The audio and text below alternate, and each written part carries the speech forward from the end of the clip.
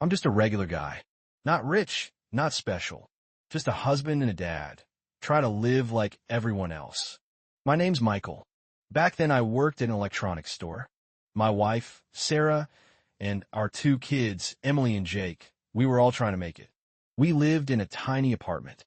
The walls were thin, the carpet worn, and the paint peeling in corners. Our car was old, always a little too noisy, and the heater barely worked in winter. But we had dreams. Big dreams. A house. A yard. Barbecues on weekends.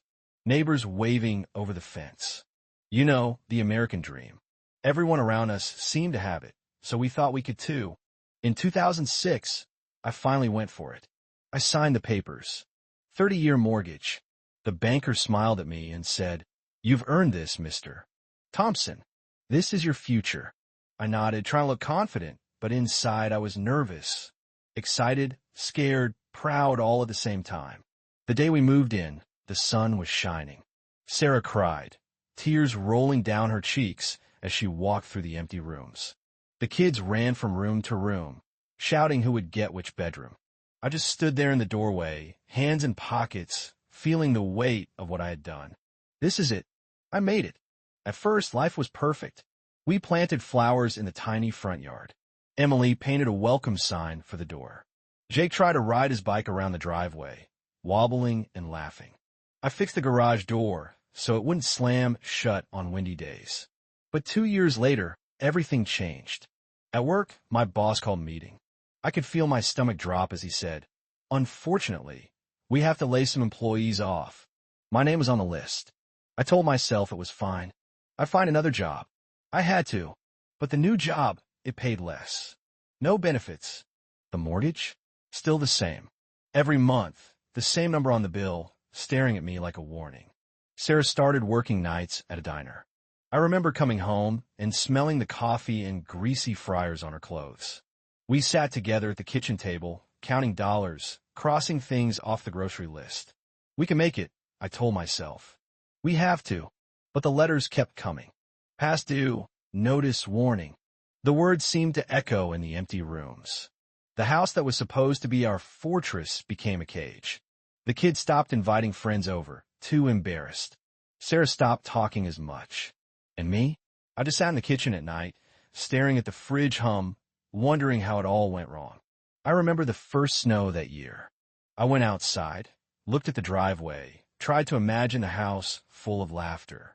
Instead, it was silent, cold. I walked back inside and sat by the heater, thinking, did I ruin everything?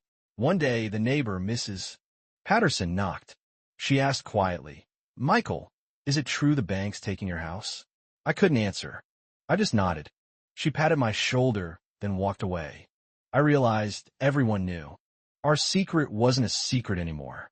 The day of the auction came. We packed our things into boxes. Sarah cried. The kids stayed silent.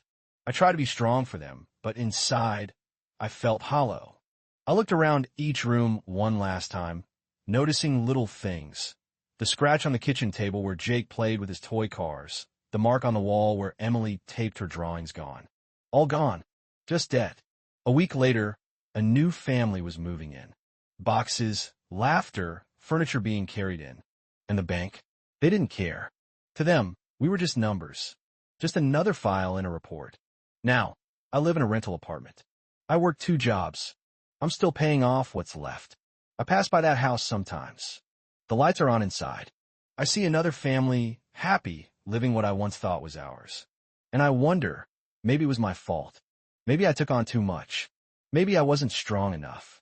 Or maybe it was never about me. Maybe the system is built so that people like me never stop paying.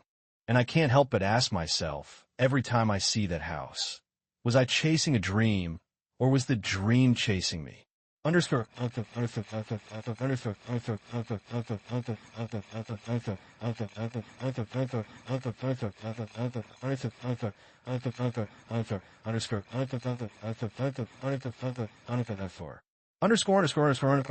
back into index pointing right. And the final question for you. Who's really to blame? Me for believing the dream, or the system for selling it on credit?